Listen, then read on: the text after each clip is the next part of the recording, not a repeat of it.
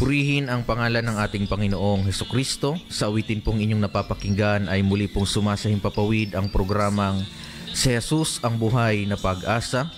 At sa pangalan po ng aming pastor, Pastor Randy Rosari, kami pong inyong mga lingkod, Brother Angelo, kasama si Brother Raymar at Brother Chari, na pansamantala nyo pong makakasama sa umagang ito para sa pagtatalakay ng mga salita po ng ating pong Panginoon. Tayo po ay magsama-sama mga kapatid sa pag-aaral po ng mga salita ng Diyos. Yamang nalalaman natin na ito po ay hindi nawawala ng kabuluhan.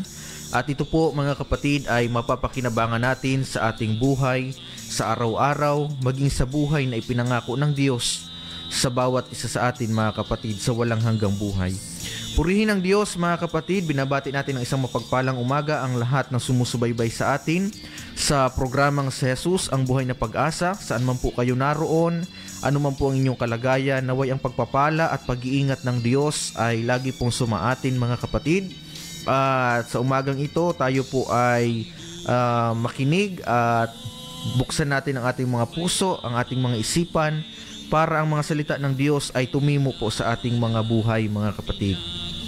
At good morning din po sa 63 barangay na sakop ng Bulan, sa lahat ng naaabot ng frequency ng himpilang ito, 100.7 Eugene FM. Pagpalain po kayo ng ating pong Panginoon, maging sa ating mga kapatiran sa United Pentecostal Church Bulan, maging sa iba't ibang dako ng lugar mga kapatid na nasasakop ng himpilang ito.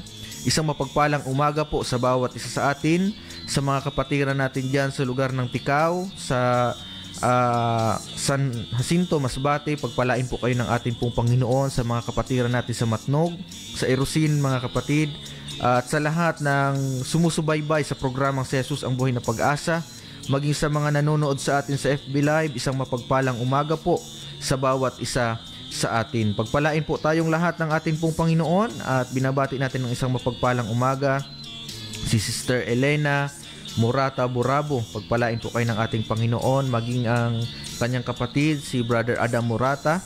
Pagpalain po kayo ng ating Panginoon dyan po sa Metro Health. Pagpalain po kayo ng Diyos at naway ang kagalingan ng Diyos ay kagalingan nyo ay patuloy na igawad ng Diyos sa inyong buhay mga kapatid. Praise God. Good morning din po kay Sister Divine Espela Guyal. Siya po ay patuloy na sumusubaybay sa programang Si Jesus ang Buhay na Pag-asa, maging sa tatlong congregation na pinangangasiwaan po ng ating pastor. ang congregation ng Magsaysay, Iquirino at sa Santa Remedios. Good morning po sa atin. Tayo po ay magsama-samang mag-aral ng mga salita po ng atin pong Panginoon, mga kapatid. Praise God. At patuloy din natin ipinag-aanyaya ang ating mga gawain at pagtitipon, maging sa ating mga pagsamba, mga kapatid, na kung kayo po ay napagpapala ng mga salita po ng atin pong Panginoon, malaya po kayong dumalo sa mga lugar na atin pong binabanggit upang kayo po ay mapagpala ng mga salita po ng atin pong Panginoon. Kung kayo po ay malapit sa lugar ng Iquirino, mga kapatid, ang atin pong gawain dyan ay ginaganap tuwing araw ng Sabado at nagsisimula ng alas 8 ng umaga. Maging din kung kayo po ay malapit sa lugar ng Magsaysay, mga kapatid, ang atin pong gawain dyan ay ginaganap tuwing araw din ng Sabado at nagsisimula ng alas 7 ng umaga, mga kapatid. At kung kayo naman po ay dito sa sentro ng Bulan, malapit, mayroon po tayong malapit na simbahan dyan po sa lugar ng Santa Remedios, sa may tapat lamang po ng Bulan Gymnasium, mga kapatid. Makikita nyo po ang panambahan ng United Pentecostal Church at ang gawain dyan ay ginaganap tuwing araw ng linggo at nagsisimula ng alas 7 ng umaga. At ngayong darating na Sunday, mga kapatid, magkakaroon po tayo ng isahang pagtitipon. So sa lahat ng mga napagpapala ng mga salita ng ating pong Panginoon at naaabot ng tinig na ito, malugod po namin kayong inaanyayahan. Ngayong pong darating na linggo, magkakaroon po tayo ng joint gathering, mga kapatid, sa first Sunday of the month ng September, mga kapatid. Praise God. So magsasama-sama yung tatlong congregation, ang Magsaysay, Iquirino, at dito po sa Santa Remedios, mga kapatid, magkakaroon po tayo ng isahang pagtitipon sa lugar po ng Barangay Iquirino, kasi yun po yung may pinakamalaki tayong simbahan na kayang mag-accommodate ng maramihang delegates, mga kapatid. Praise God. So yan po yung ating mga schedule ng gawain, mga kapatid. At ang programang Si Jesus ang Buhay na Pag-asa ay araw-araw nyo pong napapakinggan dito po sa himpilan ng 100.7 New Gen FM, mga kapatid. At naway patuloy natin itong subaybayan at patuloy nating buksan ang ating mga puso, mga kapatid.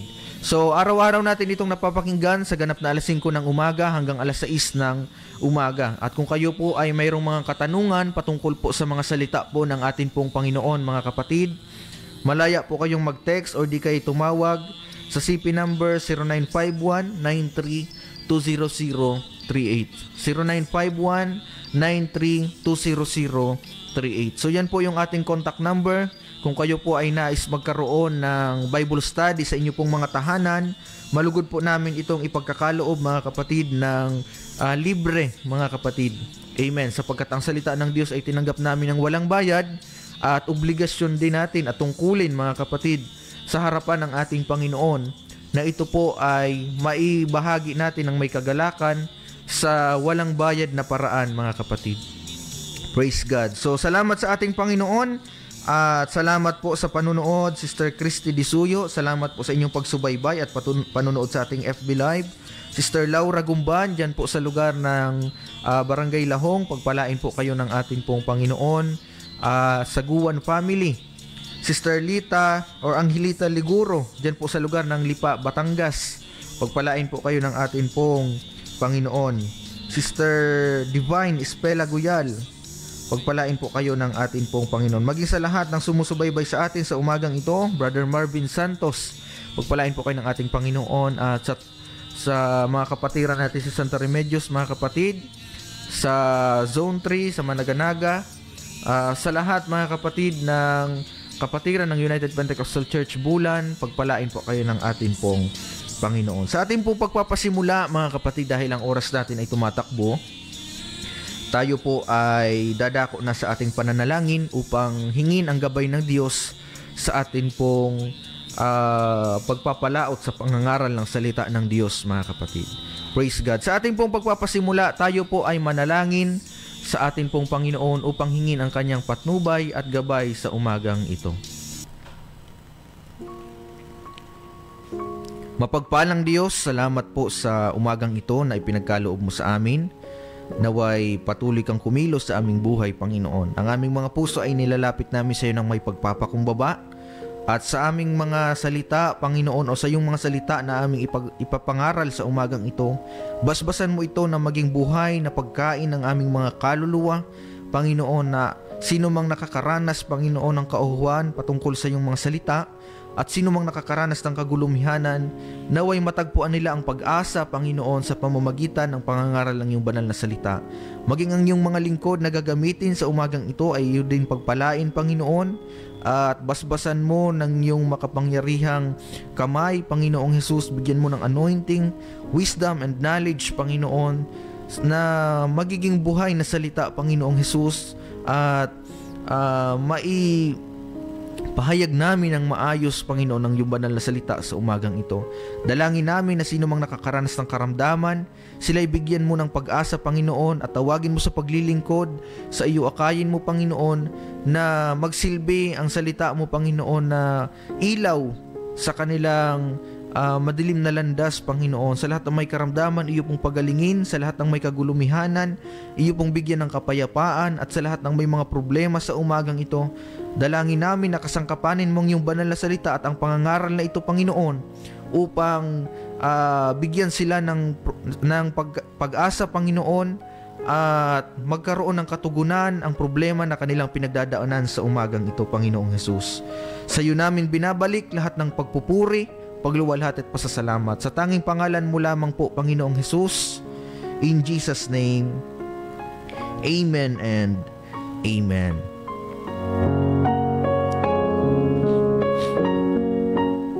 Praise God. So tuloy-tuloy na tayo, mga kapatid, sa atin pong pag-aaral ng salita ng Diyos. At batiin natin si Brother Andy Orozco. Siya po ay nanonood sa atin ngayon. At Sister Margie Guetan, pagpalain po kayo ng ating Panginoon dyan po sa lugar ng Santa Remedios. Sister Ofi Fulo, pagpalain po kayo ng ating Panginoon dyan po sa lugar ng Zone 3. At Sister Elena Malapitan, pagpalain po kayo ng ating pong Panginoon. So tuloy-tuloy na tayo, mga kapatid. At kung kayo po ay mayroong banal na kasulatan, ay malaya po kayong magsipagbukas dito po sa aklat ng Genesis chapter 6 verse 5 to 8. Mga kapatid, Genesis chapter 6 verse 5 to 8, ganito po ang sinasabi ng banal na kasulatan, mga kapatid. At nakita ng Panginoon na mabigat ang kasamaan ng tao sa lupa, at ang buong haka ng mga pag-iisip ng kaniyang puso ay pawang masama lamang na parati. At nagsisi ang Panginoon sa kaniyang nilalang ang tao sa lupa, at nalumbay ang kaniyang puso. At sinabi ng Panginoon, lilipulin ko ang mga tao na aking nilalang sa ibabaw ng lupa, ang tao at ang gayon din, ang hayop at ang mga umuusad at ang mga ibon sa himpapawid, sapagkat pinagsisisihan ko na aking nilalang sila. Datapwat si Noe ay nakasumpong ng biyaya sa mga mata ng Panginoon. Amen. So, pag-aaralan natin ngayong umaga, mga kapatid, ang topic na nagsasabing the power of grace. Amen. The power of grace. Amen. So, sa ating binasa, mga kapatid, ito po ay yung time ni Noe o ni Noah, mga kapatid, nung siya ay inutusan ng Diyos na gumawa ng daong, mga kapatid, dahil sa banta ng Diyos o sa paglaganap ng kasamaan. Sabi ng Panginoon, dahil sa kumbaga ang tao ay masyado ng nanalig sa kanilang haka at masamang pag-iisip, mga kapatid. Sabi ng Panginoon in Genesis chapter 6 verse 5, nakita ng Panginoon na mabigat ang kasamaan ng tao sa lupa, at ang buong haka ng kanilang pag-iisip at ng kaniyang puso ay pawang masama lamang na parati. Amen. So puro na kasamaan, mga kapatid, at kumbaga puro na lang sariling katha sa mata ng Diyos, mga kapatid, ang nakikita niya sa tao. To the point na maaaring hindi na sinusunod ng tao, hindi na kinikilala ng tao ang prinsipyo ng Diyos. At yun na yung kumbaga nagiging paraan ng tao para gumawa ng masama, mga kapatid. Ang manalig sa kanilang sariling katha. And then in verse, sabi sa verse 6, mga kapatid, nagsisi ang Diyos or ang Panginoon na kanyang nilalang ang tao. So, hindi literal, mga kapatid, or sabihin natin na sinabi ng Biblia na ang Diyos ay nagsisi is nagkamali ang Diyos sa paglalang niya sa tao, mga kapatid. Ang Bible ay ginamit ang word na nagsisi ang Diyos to describe, mga kapatid, kung gaano nalulumbay ang Diyos sa ginagawa ng mga tao during the time of Noah. Kasi sabi nga sa Biblia, mga kapatid, during those time, ang mga tao ay nananagana sa paglalasing, sa paggawa ng mga bagay na hindi kalooban ng atin pong Panginoon. So, ginamit yung term na nagsisi ang Diyos na ginawa niya ang tao. And then bilang parusa, mga kapatid, sa mga kasamaan na ginagawa ng tao, siya ay nagbigay ng babala kay Noe na gumawa ng daong, mga kapatid, dahil sa pagsagana ng kasamaan ng tao, gugunawin niya ang mundo, siya ay magpaparanas ng matinding pagbaha, mga kapatid. Amen. So, dahil sa pagsagana ng kasamaan ng tao, ang ginawa ng Diyos, siya ay magpapasapit ng baha, mga kapatid. Amen. Pero ito yung magandang bagay na nangyari during those time. Dahil si Noah ay tapat na sumusunod sa Diyos, instead na siya ay mapahamak or madamay sa puot ng Diyos, mga kapatid, or sa paghuhukom ng Diyos during those time, ang naging description ng Bible is in verse 8, "But Noah found grace in the eyes of the Lord." Si Noe ay nakasumpong ng biyaya sa mga mata ng Panginoon, mga kapatid. Amen. So sa buhay natin, sa ating paglilingkod sa ating Panginoon, hindi po masama na ang tao ay naglilingkod sa Diyos. Amen. Dahil ang tanging paraan para ang tao ay maging kalugod-lugod sa harapan ng Panginoon, mga kapatid, is kapag siya ay sumusunod sa kung ano yung kalooban ng atin pong Panginoon. Dahil sa pagsagana ng kasamaan during the time of Noah, si Noah lang ang nakita ng Diyos, mga kapatid, na naging matapat, na sumusunod sa kanyang utos, mga kapatid.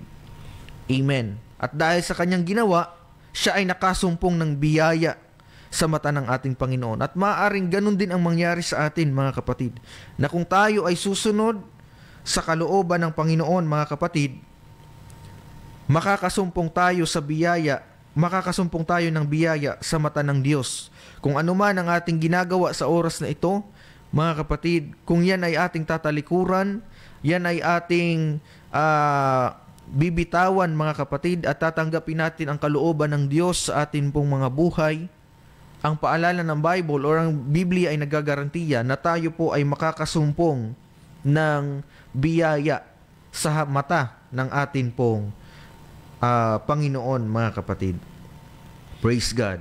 Na although si Noah during those time ay dumaranas ng mga tribulations, mga panguusig, mga kapatid, kasi sino ba naman ang gagawa ng daong sa tuktok pa ng bundok, mga kapatid? Wala namang tubig, wala namang baha, pero gagawa ka ng daong, mga kapatid.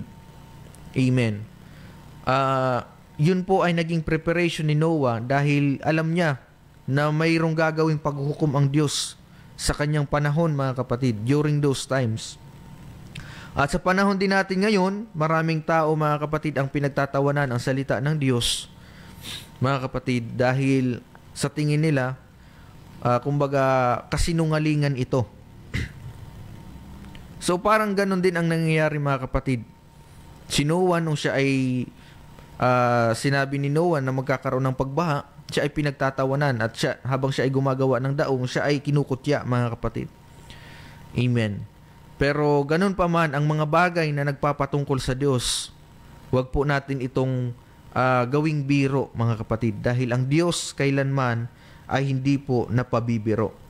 Amen. So, bagamat may mga persecution during those time, si Noah, hindi niya ito pinansin, mga kapatid. Amen. Na bagamat siya ay mayroong mga pagkukutya na naranasan, mga pag-aalipusta, mga kapatid, pero ang naging motivation niya is kailangan niyang sumunod sa kalooban ng Panginoon. At ang nangyari, mga kapatid, nung dumating yung baha, si Noah at ang kanyang pamilya, mga kapatid, at kasama ng mga hayop, mga kapatid, na pares-pares ayon sa kanilang lahi, sila yung naligtas sa daong, mga kapatid. Praise God. At sa oras na ito, mayroong biyaya ang Diyos na inaalok sa atin, mga kapatid. Ang kailangan lang natin, buksan natin ang ating mga puso, buksan natin ang ating mga isip upang tayo ay upang masumpungan natin ito at magkaroon tayo ng access sa bagay na ito, mga kapatid. Praise God. So, the grace of God has the power to save us. Amen. Mayroong kapangyarihan ng biyaya ng Diyos upang tayo ay iligtas. Mayroong kapangyarihan ang biyaya ng Diyos, mga kapatid, upang tayo ay pagalingin sa ating mga karamdaman. Mayroong kapangyarihan ang biyaya ng Diyos upang tayo ay bigyan ng kapayapaan, mga kapatid. Pero depende yun sa atin kung tayo ay tatanggap nito. Amen. So anong sabi ng Ephesians chapter 2 verse 8 to 9, mga kapatid? Ganito po ang sinasabi ng Biblia. Sapagkat sa biyaya kayo'y nangaligtas sa pamamagitan ng pananampalataya, at ito'y hindi sa inyong sarili, ito'y kaloob ng Diyos. Hindi sa pamamagitan ng mga gawa, upang ang sinuman ay huwag magmapuri. Amen. So sa pamamagitan ng biyaya ng Diyos, tayo ay tumanggap sa mga mananampalataya, tayo ay tumanggap ng kaligtasan, mga kapatid. At ang kaligtasan na yon ay patuloy din na inaalok ng Diyos sa buhay ng bawat isa sa atin na sino mang nakikinig ngayon. Kaya sana mga kapatid, wag nating masamain na ang pangangaral ng salita ng Diyos, ito po ay pagsasayang ng oras, ito po ay kumbaga kapritsyo lang. Hindi, mga kapatid.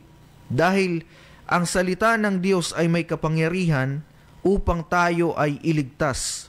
Pero depende yan sa atin kung tayo po ay tatanggap nito. Amen.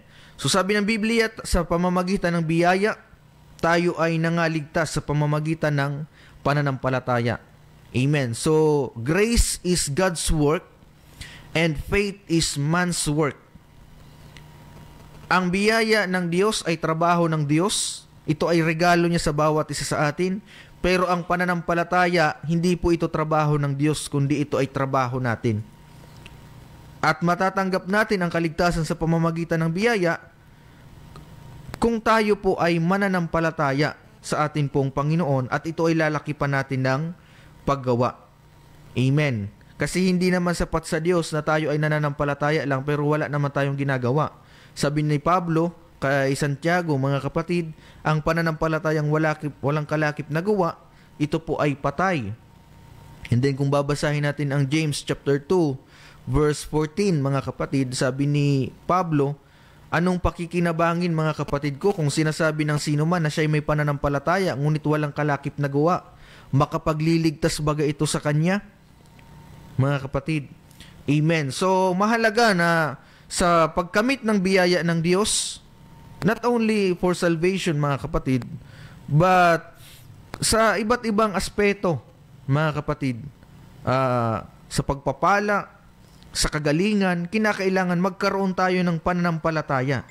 Amen. So ang tunay na pananampalataya, nagre-resulta ng kaligtasan, mga kapatid. Bunga ng pagsunod natin ayon sa ipinag-uutos ng Diyos ng mayroong pananampalataya, mga kapatid. Amen. Kasi minsan may mga gawa tayo na hindi naman nagdudulot sa atin ng kaligtasan, kundi nagdudulot ito sa atin ng kapahamakan, mga kapatid. Nagdudulot ito sa atin ng rimalaso. Kapag tayo ay gumagawa ng labag sa kalooban ng Diyos, lalong-lalo na kung labas ito sa ating pananampalataya.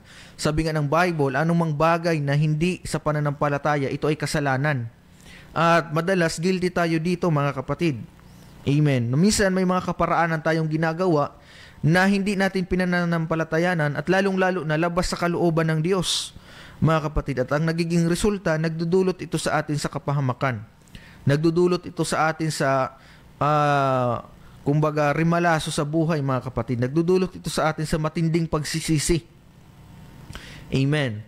So in order for us to find the grace of God, mga kapatid, at makakita tayo ng biyaya sa mata ng Panginoon, is we need to follow His Word. Amen. Kagaya ng ginawa ni Noe, mga kapatid. Kung si Noe hindi sumunod sa espesipikong instruction ng Diyos patungkol sa kanyang pagliligtas sa kanyang sambahayan, mga kapatid, isa rin si Noe sa mapapahamak.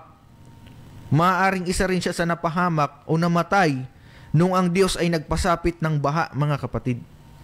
Pero dahil sa si Noe ay sumunod sa specific instruction sa salita ng Diyos, mga kapatid, siya po ay naligtas. Ganon kahalaga na tayo po ay sumusunod sa salita ng ating Panginoon. Hindi po kapahamakan ang dulot nito sa atin, kundi mabuting bagay. Maraming mga taong, mga kapatid, sa oras na ito, na sinusumpa ang pangangaral ng salita ng Diyos, at maging ang salita ng Diyos mismo, ang Biblia, ay sinusumpa, mga kapatid. Dahil ito daw ay kasinungalingan. Ito daw ay gawa lamang ng tao. Ito daw ay puro lamang pang-uuto sa tao, mga kapatid. Kung ating iisipin, ang mga taong sumusunod sa salita ng Diyos, mga kapatid, sila yung mga taong nasa maayos na buhay. I am not talking about, kumbaga hindi natin pinag-uusapan lang dito yung mga material na tinatanggap, mga kapatid, kundi nagkakaroon ng direksyon ang buhay ng isang tao kapag siya ay, or kapag ina-acknowledge niya ang salita ng Diyos sa kanyang buhay, mga kapatid. At higit sa lahat, nagkakaroon ng sense. Kaya may mga tao ngayon na kung ano-ano na lang ang pinagagagawa, mga kapatid. It is because hindi nila malaman kung ano yung purpose ng buhay nila. Amen. Pero the moment that we accept the Word of God in our lives, mga kapatid, amen, we recognize the Word of God in our lives, at makita natin, mga kapatid, ang kahalagahan nito sa ating buhay, doon natin maiintindihan na ang buhay na mayroon tayo, hindi ito atin. Ito po ay pahiram lamang ng Diyos na kinakailangan nating gamitin para magbigay ng kapurihan sa kanyang pangalan, mga kapatid. So we need to recognize the Word of God, at higit sa lahat, hindi po tayo mapapahamak kung tayo ay susunod sa salita ng Diyos. Kung totoong sumusunod. Kasi may mga tao, mga kapatid, na kumbaga mayroong salita ng Diyos pero hindi naman sumusunod. So kung tayo ay tunay na sumusunod, wala pong napapahamak sa salita ng Diyos. Sa katunayan, kung titingnan natin, lahat naman ng sumunod sa salita ng Diyos, wala namang nangyari sa kanila. Wala namang nakulong wala namang nakulong, mga kapatid, dahil naging kriminal or naging krimen ang pagsunod sa salita ng Diyos, or inakusahang kriminal dahil ni-recognize ang salita ng Diyos. Hindi naman, mga kapatid. Sino yung mga taong madalas makulong, mga kapatid? Sila yung mga taong ayaw sumunod sa ipinag-uutos ng ating Panginoon. Amen. So ang pananampalataya, ito ay nagre-resulta ng mabuting bagay sa buhay natin. Ang tunay na pananampalataya, mga kapatid. Amen. Bunga ng pagsunod natin sa ipinag-uutos ng Diyos, mga kapatid. At kapag tayo ay gumagawa na nagresulta ng kapahamakan, mga kapatid, lalong-lalo na kung hindi naman tayo nananampalataya, hindi yan tunay na pananampalataya, mga kapatid. Amen. So, we need to recognize the Word of God. Kasi sabi nga ng Biblia, Thy Word is a lamp unto my feet, mga kapatid, and a light unto my path, sabi ni King David. So, mahalaga na i-recognize natin ang salita ng Diyos sa atin buong buhay, mga kapatid. So, sa panahon ng batas, may mga pagkakataon, mga kapatid, na kapag ang tao ay sumusuway sa Diyos, agad-agarang parusa ng Diyos, mga kapatid, sa kanila. Amen. So, i-compare natin yung panahon ng batas at panahon natin ngayon. Amen. Pero sa panahon ng biyaya, mga kapatid, grabing pagpapahinuhod ng Diyos upang tayo ay magsisi. Kaya, huwag tayong maging pilosopo, mga kapatid, sa ating sarili na sasabihin, bakit naman anya ako kahit hindi ko nire-recognize ang salita ng Diyos? Kahit hindi ako sumusunod sa kalooban ng Diyos, buhay pa rin naman anya ako. Hindi mo kasi naiintindihan, mga kapatid, na tayo po ay nasa biyaya ng Diyos. Pag sinabing biyaya, lahat ito po ay para sa lahat. Amen. Pero wag tandaan natin na ang biyaya ng Diyos, ito po ay matatapos. Tandaan natin na ang buhay natin ay matatapos, mga kapatid. At bawat ating gawa, ito po ay ipagbibigay sulit natin sa harapan ng atin pong Panginoon. So sa panahon ng batas, mga kapatid, kapag ikaw ay nagkamali, papatay, may mga instance, mga kapatid, na on the spot pinapatay ng Diyos ang mga taong sumusuway. So halimbawa nito, sa panahon ng Old Testament, mga kapatid, sa Numbers chapter 16, sina Kore, Datan, mga kapatid, maging si Abiram, amen, nung sila ay nag-aklas laban kay Moises at kay Aaron, mga kapatid, dahil sa tingin nila sa kanilang sarili ay mga banal. Ito yung time na umiiral na yung leadership ni Moises at ni Aaron, mga kapatid, sa Israel nung sila ay nasa wilderness. Sabi ng tatlong ito, si Kore, Datan at Abiram, bakit kinakailangan pa namin ng leader? So yung tingin nila kay Moises, mga kapatid, is kumbaga masyado nang tinataas yung kanyang sarili at maging si Aaron sa kanila. Mga kapatid, sabi ni Kore, Datan at Abiram kay na Moises, hindi na kami mangangailangan ng leader pa sapagkat kami ay mga banal. Kung babasahin natin yung Numbers chapter 16, at hindi lang sila yung nag-alsa, mayroon pa silang na-recruit na 250 men, mga kapatid. Ayaw nilang mag-submit sa leadership, at yun yung mahirap, mga kapatid, kapag ayaw mag-submit sa leadership. Amen. Napapahamak ang tao. Kahit naman sa maraming mga church ngayon, mga kapatid. Dahil ang church ay hindi naman perfect, mga kapatid. Kaya nga, hindi naman lahat ng nasa church is mapapahamak. O hindi naman lahat ng nasa church is maliligtas, mga kapatid. Amen. Nakadepende yan sa personal relationship natin sa ating Panginoon. Dahil hindi naman lahat ng nasa church ay perpekto. Mali yung konsepto, mga kapatid, ng lahat ng nasa church ay perpekto. Mali, mga kapatid. Tayo ay pumupunta sa simbahan dahil gusto nating mapatawad ng ating Panginoon. Amen. So during the time, itong tatlong ito, nagkaroon sila ng pag-aaklas laban kay Moises kasi ayaw nilang mag-submit sa leadership ni Moises at ni Aaron. At mayroon pa silang na-recruit na 250 men. At dahil sa kanilang ginawa, mga kapatid, kung babasahin natin yung buong chapter ng Numbers chapter 16, amen, dahil sa kanilang pag-aaklas kay Moises, hindi sila kinalugdan ng Diyos. Nagalit ang Diyos sa kanila, mga kapatid. Amen. At in Genesis chapter 16 verse 32 to 33, kung babasahin natin ito, mga kapatid, ang naging parusa ng Diyos kina Kore, Datan at Abiram, bumuka yung lupa at sila ay kinain at dinala sa Sheol or impyerno, mga kapatid. Amen. At yung 250 men, pinatay sila ng Diyos sa pamamagitan ng apoy. Kung babasahin natin yung verse 35, mga kapatid, ng Numbers chapter 16.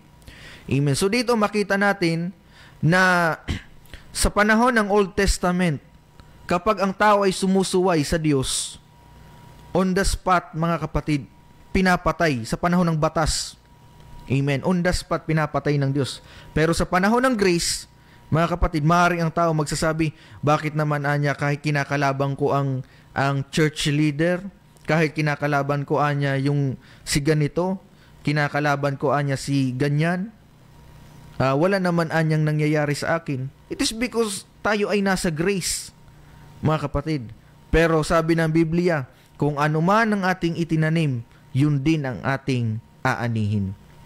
Bawat ating gawa, mayroon tayong pananagutan nito, mga kapatid. Maaring naligtas ka ngayon dahil sa grace, pero wag tayong mga kapatid, magmalaki sa ating sarili.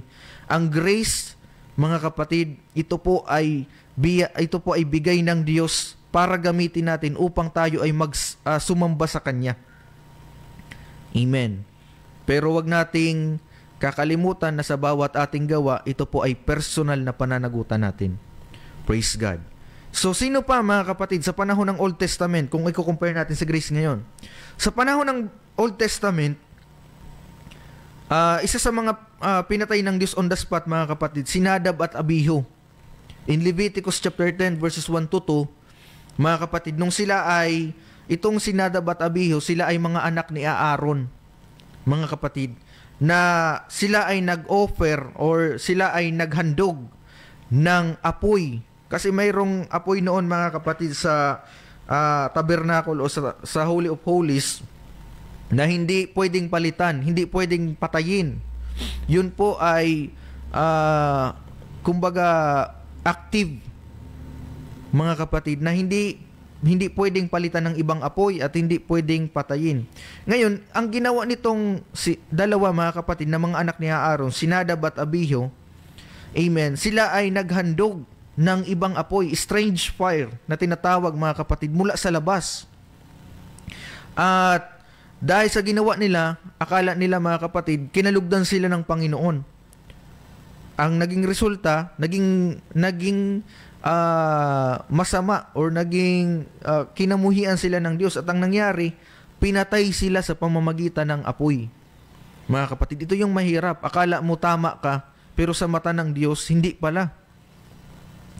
Although okay naman yung kanilang motibo, mga kapatid, na maghandog sa ating Panginoon, pero akala nila okay yung ginawa nila, pero hindi pala, mga kapatid. Kaya sa ating buhay, mahalaga na recognize natin ang salita ng Diyos, mga kapatid, upang malaman natin kung ano ba yung mabuti at kalugod-lugod sa harapan ng atin pong Panginoon. Amen. So, si Nadab at Abihu, pinatay sila ng Diyos, mga kapatid. Sunod, si Uza sa 2 Samuel chapter 6 verse 6 to 7, mga kapatid, noong hinawakan nila yung Ark of the Covenant, mga kapatid, pinatay siya ng Diyos. Amen. Kasi sa Old Testament, mga kapatid, yung may karapatan lang na magkaroon ng access sa Ark of the Covenant is yung mga nasa yung mga tao na nasa priesthood, mga kapatid, o yung high priest. So itong si Uza, hinawakan niya ito, mga kapatid, and then hindi naman siya without kumbaga wala namang proper na proceedings, mga kapatid, kung paano yung pag-ano ng tabernacle, pinatay siya ng Diyos. So dito makita natin na sa panahon ng batas, sa panahon ng Old Testament, mahirap, mga kapatid, kung i-compare sa panahon ng biyaya. Kasi noon, kapag ikaw ay nagkamali, pwede kang patayin ng Diyos on the spot. Pero sa panahon ng biyaya, grabe ang pagpapahinuhod ng Diyos, mga kapatid. Kaya sabi ng Romans chapter 6 verse 14, anong sinasabi ng Biblia? Sapagkat ang kasalanan ay hindi makapaghahari sa inyo, sapagkat wala kayo sa ilalim ng kautusan, kundi sa ilalim ng biyaya. Amen. Sapagkat ang kasalanan ay hindi makapaghahari sa inyo, sapagkat wala kayo sa ilalim ng kautusan, kundi nasa ilalim ng biyaya. Mga kapatid, ganito kaganda. This is the power of grace, mga kapatid. At sana gamitin natin ang grasya ng Diyos para siya ay paglingkuran, mga kapatid. Amen. Kung sa panahon natin ngayon, ang dahilan kung bakit sa kabila ng mga pagkakasala natin ay nabubuhay pa rin tayo. Sa kabila ng mga pagkakasala natin, mga kapatid, ay may tsansa pa rin tayo makapagsisi. It is because of the grace of God, mga kapatid. Pero darating ang panahon na ang biyaya ng Diyos at ang ating mga buhay, ito po ay matatapos, mga kapatid. Amen. Psalms 84 verse 11, ganito pong sinasabi ng Biblia. Sapagkat ang Panginoong Diyos ay araw at kalasag. Ang Panginoon ay magbibigay ng biyaya at kaluwalhatian. Hindi siya magkakait ng anumang mabuting bagay sa nagsisilakad ng matuwid. Amen. For the Lord God is a sun and shield, mga kapatid. The Lord will give grace and glory.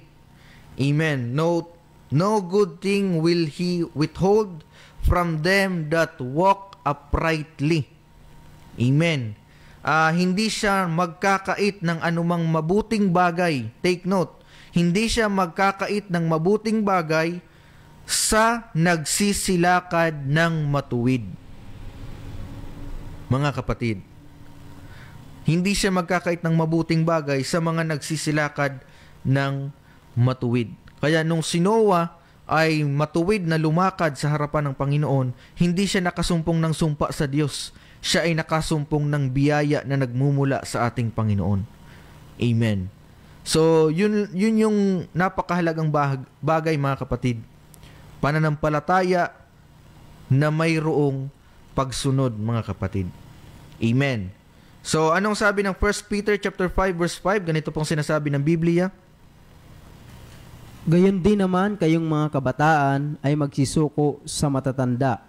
Oo, kayong lahat ay mangagbigkis ng kapakumbabaan na kayo-kayo'y maglingkuran, sapagkat ang Diyos ay sumasalangsang sa mga palalo, datapwat nagbibigay ng biyaya sa mga mapagpakumbaba. Amen. Likewise, ye younger, sabi ni Biblia, mga kapatid, submit yourselves unto the elder. Ye, all of you, be subject one to another, and be clothed with humility. Magbigkis ng kapakumbabaan. For God resists the proud and giveth grace to the humble. Amen. Sapagkat ang Diyos ay sumasalansang sa mga palalo at nagbibigay ng biyaya sa mga mapagpakumbaba. Ito yung bagay na kailangan nating gawin sa harapan ng Panginoon upang magtamo tayo ng biyaya. Tayo ay magpakumbaba sa Kanyang banal na harapan. Hindi natin pwedeng ipagmalaki ang ating mga sarili, mga kapatid. Hindi natin pwedeng ipagmalaki yung ating mga kakayanan. Hindi natin pwedeng ipagmalaki yung mga material na bagay na tinanggap natin, maging ang ating mga katalinuhan, mga kapatid. Bakit? Kung tayo ay mananalig sa mga yan, maaaring tayo ay magmayabang, mga kapatid. Pero kung alam natin na kung wala ang biyaya ng Diyos, hindi rin natin matatanggap yan, mga kapatid. Magdudulot ito sa atin ng pagpapakumbaba. 1 Corinthians chapter 1 verse 26 to 29, ganito pong sinasabi ng Biblia. Sapagkat masdan ninyo ang sa inyo'y pagkatawag, mga kapatid, na hindi ang maraming marurunong ayon sa laman, hindi ang maraming may kapangyarihan, hindi ang maraming mahal na tao ang mga tinawag, kundi pinili ng Diyos ang mga bagay na kamangmangan ng sanlibutan, upang hiyain niya ang mga marurunong, at pinili ng Diyos ang mga bagay na mahihina ng sanlibutan, upang hiyain niya ang mga bagay na malalakas, at ang mga bagay na mababa ng sanglibutan, at ang mga bagay na hinamak, ang pinili ng Diyos. Oo, at ang mga bagay na walang halaga, upang mawalang halaga ang mga bagay na mahahalaga, upang walang laman na magpapuri sa harapan ng Diyos. Amen. So pinili ng Diyos ang mga mangmang sa sanlibutan upang hiyain ang marurunong. Amen. Bakit hindi pinili ng Diyos yung may quality na? Dahil mas mainam yung quality na nagmumula sa Diyos. Kasi kung pipiliin ng Diyos yung mga taong kung pipiliin ng Diyos ang isang tao na dati nang mayroong quality na na-install sa kanya, mga kapatid, hindi siya magkakaroon ng spirit of submission. Bibihira sa tao, mga kapatid, yung nag-aamin, lalong-lalo na kapag ang tao ay magaling, lalong-lalo na kapag ang tao ay mayroong may pagmamalaki naman talaga, mahirap sa kanya o bibihira sa isang tao ang nagpapakumbaba. Mga kapatid. Amen. Kaya nga, pinili ng Diyos ang kamangmangan ng sanlibutan para hingiin or para hiyain, mga kapatid, yung mga marurunong. At pinili niya yung mga bagay na walang halaga para magkaroon ng halaga, mga kapatid. Amen. Bakit? Ano yung purpose ng Diyos? Upang walang laman na magmapuri sa harapan niya, mga kapatid. Kaya tayo, mga kapatid, kung tayo ay susunod sa ating Panginoon, dito natin mapapatunayan na anumang tinatangkilik natin, anumang mayroon tayo, hindi natin yan makakamtan kung wala ang biyaya ng Diyos. Mga kapatid, ikaw ay pinagaling sa karamdaman, hindi mo yan makakamtan kung wala ang biyaya ng Diyos. Isipin natin na tayo ay kinahabagan lamang ng ating Panginoon, mga kapatid. Kasi kung tutuusin, wala naman tayong karapatang magdemand sa Diyos ng kagalingan. Wala naman tayong karapatang magdemand sa Diyos ng kapayapaan. Wala naman tayong karapatang magdemand sa Diyos ng mga bagay, mga kapatid, na magdudulot sa atin ng mabuti. Bakit? Hindi naman, in the first place, mga kapatid, hindi naman tayo yung bayang pinili ng Diyos. Pero dahil sa biyaya at habag ng Diyos, narito tayo sa ating mga kinalalagyan dahil sa kanyang pag-ibig sa tao. Dahil sa kanyang pag-ibig sa atin. Amen. Ikaw ay pinagaling sa karamdaman, hindi yan dahil sa malakas ang immune system mo, mga kapatid. Hindi yan dahil sa magaling ang doktor na naggamot sa iyo, or magaling yung herbal medicine, or magaling yung synthetic medicine na ininom mo. It is not because of that, mga kapatid. It is because of the grace. It is because of the mercy of God, mga kapatid. Kinahabagan lamang tayo ng ating Panginoon. Mayroon kang pagpapala, hindi mo yan nakamit dahil sa sarili mong galing lang. Mayroong Diyos na nagbigay sa iyo niyan. At maaaring ginamit ng Diyos yung sarili mong kagalingan o yung galing mo, mga kapatid, para makamit mo yan. It is because of the grace of God, mga kapatid. Mayroon tayong magandang sasakyan, hindi po natin yan na nakamit dahil sa ating sarili lamang. It is because of the grace of God, mga kapatid. Kaya dapat nating maunawaan na kung tayo man ay nabubuhay, hindi tayo nabubuhay para sa sarili lang. Nabubuhay tayo dahil sa biyaya ng atin pong Panginoon. Kaya hindi naman siguro kalabisan kung yung buhay natin ay ibigay natin sa Diyos at ipagamit natin sa Kanya ng mayroong kapakinabangan, mga kapatid. Praise God. Pinili tayo ng Diyos sa kabila ng ating mga kahinaan upang wala tayong maipagmapuri sa Kanyang harapan, mga kapatid. Luke chapter 17 verse 10, ganito po ang ating mababasa. Gayon din naman kayo pagka nangagawa na ninyo ang lahat ng mga bagay na sa inyo iniutos, inyong sabihin, mga aliping walang kabuluhan kami, ginawa namin ang katungkulan naming gawin. Amen. Sabi ng Panginoon, kung inyong magawa ang mga bagay na aking iniutos sa inyo, ay inyong sabihin, mga aliping walang kabuluhan kami, ginawa namin ang katungkulan naming gawin. Yun naman talaga, mga kapatid. Tayo ay mga servant sa harapan ng ating pong Panginoon. Sa pag-angkin ng pagpapala, tayo ay mga anak ng Diyos. Pero sa pagtupad ng pag-uutos ng Diyos, tayo ay Kanyang mga alipin, mga kapatid. Kaya sabi ng Biblia, kung magawa natin ang pinag-uutos ng ating Panginoon, sabihin natin sa ating sarili, tayo ay mga aliping walang kabuluhan. Kahit gaano natin kagaling, mga kapatid, ang sabi ng Biblia, sabihin natin sa ating sarili, tayo ay mga aliping walang kabuluhan. Bakit? Nagawa natin ang isang bagay, it is because of God's grace, goodness, and mercy. Mga kapatid.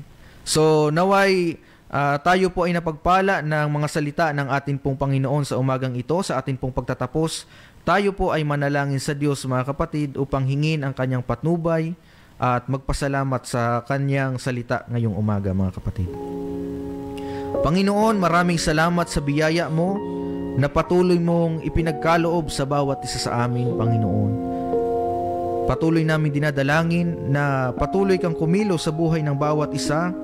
Patuloy kang magbigay ng kagalingan, patuloy kang magbigay ng pagpapala, patuloy kang magbigay, Panginoon, ng kabutihan sa buhay ng bawat isa sa amin. Dalangin namin sa lahat ng may mga karamdaman, Panginoon, kay Brother Jeric de los Santos, sa kanyang kidney, maaaring kidney failure, Panginoon. Rihing ka, Panginoon, binabalik namin sa iyo ang lahat ng papuri, pagluwalhati at pasasalamat. Sa pangalan mo, Jesus, Amen and Amen. Praise God. So, salamat po mga kapatid sa inyo pong pakikinig sa umagang ito. At pagpalain po kayo ng ating pong Panginoon, Sister Angelita Liguro, Brother Terong Umbao, Brother Ronald Hipolito. Pagpalain po kayo ng ating Panginoon, Brother Adam Murata, Pastor Joel Tinoco. Maraming salamat po sa inyo pong pakikinig at panonood. Sister Princess Summer, Brother Pen Tejada. Sa lahat mga kapatid, Sister Angelica Hachero, Sister Dulcie Pabro, Sister Angelita Liguro, mga kapatid, pagpalain po kayo ng ating Panginoon.